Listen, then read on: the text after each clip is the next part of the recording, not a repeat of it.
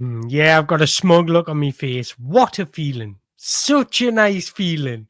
To go to Old Trafford and just dominate and bully the way Newcastle did is unbelievable. Before we get into the game itself, what a win that was. I mean, Newcastle United just made it look so comfortable. It's only our first win at Old Trafford in the league in 11 years, and we've only won there in the league twice in something ridiculous like 40 years. But the way we'd done it was like men against boys. Practically, Eddie Howe just got it absolutely spot on. The players' attitude, the players' charisma, body language was just exceptional. So I want to make this video more about how good Newcastle were rather than how bad Man United were, because all of the media press afterwards was just consistently talking about how poor Man United were, but in reality, Newcastle United made them poor. Before we get into it, there's not one Newcastle United fan that won't leave this video without hitting the like button. And if you enjoyed it at the end, you may as well join the mango fruit basket and hit that subscribe button. But yeah, it was utter dominance from Newcastle United, especially that first half an hour of the game. They set the tone for the game. Man United just crumbled, and we bullied them with our physicality, ability on the ball, our off-ball movement, intensity, tenacious attitude. It was just all absolutely incredible. And from minute one, Newcastle United looked up for this game, and you can tell they're a cohesive team. They're extremely well structured in and out of possession, and they're really professional in what they do. And that's what we're seeing last night. Display of professional performances. I just thought Eddie Howe got it absolutely tactically spot on. We'll talk about Amarum being a tactical genius. Well, that was so clever and intelligent from Eddie Howe. I spoke about the importance of the midfield overload, and I spoke about the importance of Gordon coming inside and Lewis Hall providing the width, and that's exactly what we're seeing from the opening goal. United play with that solid two base in midfield, and when you play with Christian Eriksen and Casemiro, inevitable that Tonali, Bruno and Big Joe were just going to physically dominate, bully that midfield, and that's exactly what we're seeing. I love it how Tonali was sitting in the base of that midfield. Big Joe was just on the left-hand side of him, and you had Bruno just on the right-hand side of him, and that was opening up the space in the midfield. And then Casemiro, for example, if they were marking Bruno and Tonali, you had Big Joe that was free. Or if they were marking Big Joe and Tonali, you had Bruno that was free. And they just literally couldn't cope. We played through the lines and beat that press magnificently well, and that's exactly where the first goal came from. Look at the structure in Newcastle's opening goal. You've got Anthony Gordon coming in, supporting the inside channel. You've got Lewis Hall providing width, and you've got Bruno and Joe Linton just splitting the two midfielders. Wonderful. And Man United just couldn't cope with it. And I spoke about the importance of this in my preview, and it literally came out and delivered. It was just so easy and comfortable for Newcastle. They just literally tore through Man United. It was literally men against boys. Man United just couldn't cope with their intensity. Isak was bullying the centre-backs. I mean, Lisandro Martinez just could not cope with Isak's movement. His movement was just frightening. And that's exactly what you need to do when you come up against a back three. Move them in areas they don't want to be, and that's exactly what Isak was doing. He was receiving the ball in one-on-one areas. He was beating his man. He was getting into the box. It was just an exceptional, fluid, creative performance from Newcastle United. Like, literally, I cannot fault it. The way we stepped out on that pitch. And from minute one, we set the tone how the game was going to unfold. Ruben Amorim did not do his homework on Newcastle United, because everybody knows the intensity Newcastle United play with and the way they just dominate the midfield and the way they've been doing it the past 4 games. It was absolutely obvious what Ruben Amorim should have done. He should have played with a midfield three. Go man for man against Newcastle. You won't be as overrun. They won't be able to create the overloads they did. And yes, you might not win that battle, but you'll have a better chance of winning that battle. Bruno, Tonali and Big Joe will not have an easier opening 30 minutes of a football match. And that's absolutely telling to where Man United have become. We were far superior than Man United. Off the ball, in possession, we just broke them down. They just could not cope with intensity, physicality, our quality in possession as well, making the right decisions, making off-ball movements, working hard for each other. If you watch Alexander Isak and Anthony Gordon, their movement off the ball, it's not just to receive the ball, it's to open up space. And that's exactly what was happening. We stretched Man United's backline. that they weren't compact and it just was so easy for us just to play through. I often talk about profiles and partnerships make a successful team. You don't need the best players or the world-class players to make a solid, good, successful team. You need profiles that complement each other. And that's exactly what Newcastle United are building, because the three in midfield, I can't stop talking about them, because I think collectively, we're in terms of players that complement each other, we're probably the most effective midfield three, or the second behind Liverpool in the Premier League. And I don't care what anyone says, that midfield three can dominate anyone. And when Newcastle, I think that opening half an hour from Newcastle would have absolutely caused any team in the league problems, because they were just simply outstanding. Quick play, sharp in possession, moving the ball early, being solid and compact out of possession. And there was at one point in the first half where Ahmad received the ball and he had 4 black and white shirts around him. We were pressing as a unit. Everything in that first half, you just cannot fault it, because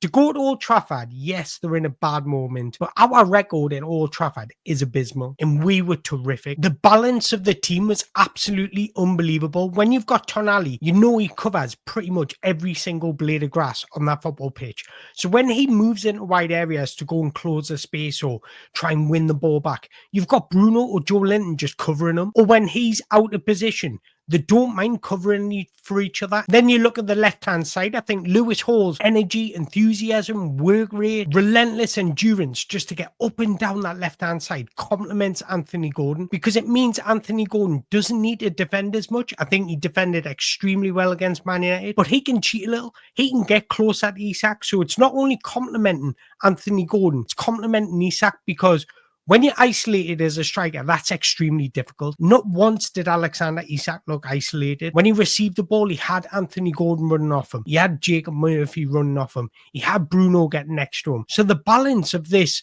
front seven is unbelievable. And everything I've just discussed, you've got to blame Ruben Amorim, because without Ugarte or Bruno, Man United just do not have legs in midfield. And what do Newcastle have? Bundles of energy, bundles of legs that can cover an enormous amount of the pitch. So it was glaringly obvious before the game that Man United had to compact that midfield. Like I mentioned earlier, go man for man, play a 3-5-2. That's what I would have done. If he wants to stick with 3 at the back, play 3-5-2, be a little bit more structured, be a little bit more compact, because when you play that 3-4-2-1, there is vulnerabilities and you need legs. If you don't have legs, it's almost impossible to play. Man United don't have the profiles or players to play this system, but that was extremely naive to play that formation, especially with Casemiro and Eriksen in midfield. He caused himself his own problems, and that's why it was so easy for Newcastle United. But again, let's not talk about Man United, how poor they were. Let's get back to Newcastle, and I want to emphasize the balance of that midfield. Like,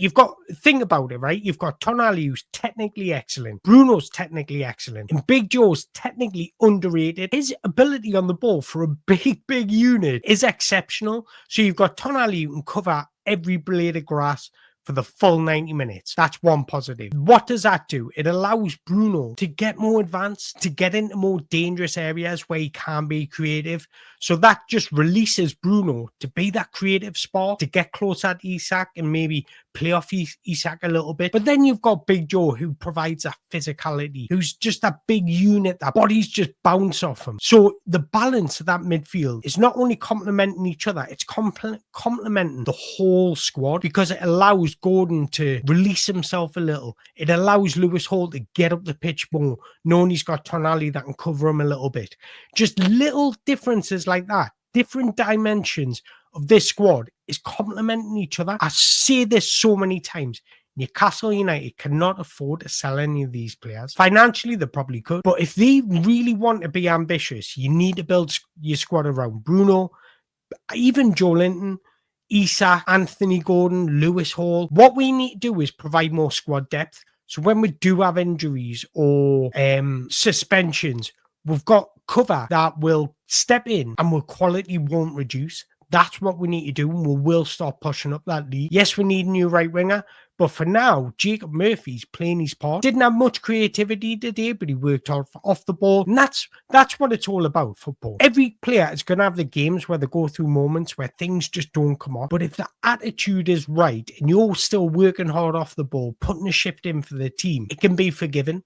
And that's something you can't say about Man United. Man United are in a bad way of form at the minute. They are terrible. They looked awful today. And I've got to be honest, they look terrible. Newcastle made them look like kids. Even though there was not a bad individual performance from Newcastle United today, I thought Lewis Hall was exceptional. Low key, he was my man the match. He's got such a unique skill set for a left back. He's work rate, he's physical, he's tenacious, he's technically excellent, and he's got a good positional sense. What I like about Lewis Hall is his ability to add different dimensions in our attack or when he's defending. He's good both defensively and offensively. He's comfortable inverting, overlapping or underlapping, which just gives Newcastle numerous dimensions on how to break down the opposition. Lewis Hall's just nailed on to be England's left back for the next 10 years. He's super matured in his performances over the past 18 months.